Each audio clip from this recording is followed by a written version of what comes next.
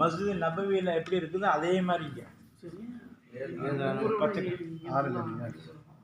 அதாவது ஒரு பெரிய நம்பர் படிக்க பெரிய வரலாறு இருக்குது.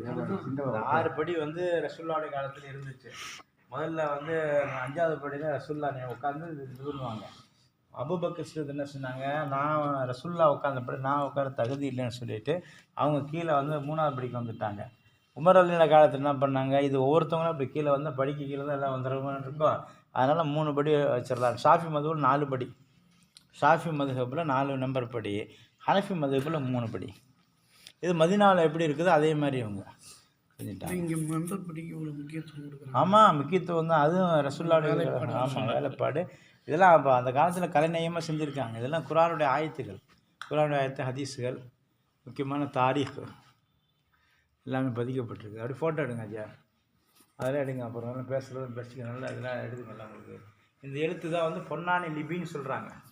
இந்த எழுத்து பார்த்திங்கன்னா நீள நீளமாக இருக்கும். இது குர்ஆன் எழுத்து பார்த்திங்கன்னா நீள நீளமாக தான் இருக்கும். இந்த குர்ஆன் தான் வந்து பொன்னானி லிபி பாருங்கள், அதில் இருக்கும் பாருங்கள், பொன்னானி எழுத்துக்கள்னு சொல்லுவாங்க. எழுத்துக்கள்லாம் இந்த முஸ்ஹஃப் பார்த்திங்கன்னா நம்ம ஊரில் இருக்கக்கூடிய முஸ்ஹஃபுக்கும் நம்ம ஊரில் இருக்கக்கூடிய குர்ஆனுக்கும் இந்த குர்ஆனுக்கும் வித்தியாசம் இருக்குது. இந்த எழுத்துக்கள் தான் லிபி. இந்த எழுத்து பாருங்கள், இந்த எழுத்துக்கள் தான் இந்த குர்ஆன் தான் எழுத்து. இதுதான் வந்து கேரளாவுடைய அச்சு. அந்த காலத்தில் வந்து பொன்னானியில் வந்து ஓதிட்டு போனவங்கலாம் இந்த மாதிரி எழுதுவாங்க. இதே மாதிரி தான் அவங்களுடைய எழுத்துக்கூடிய வடிவங்கள்லாம் இப்போ தான் மாறிடுச்சு.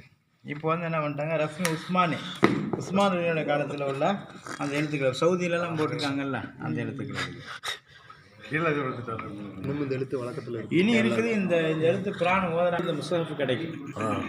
நம்ம குர்ஆன் சொல்கிறேன் முஸ்ஹஃப் வாங்க, முஸ்ஹஃபுல் மலபார். 2 ரக்காத் தொழுமுட்டா.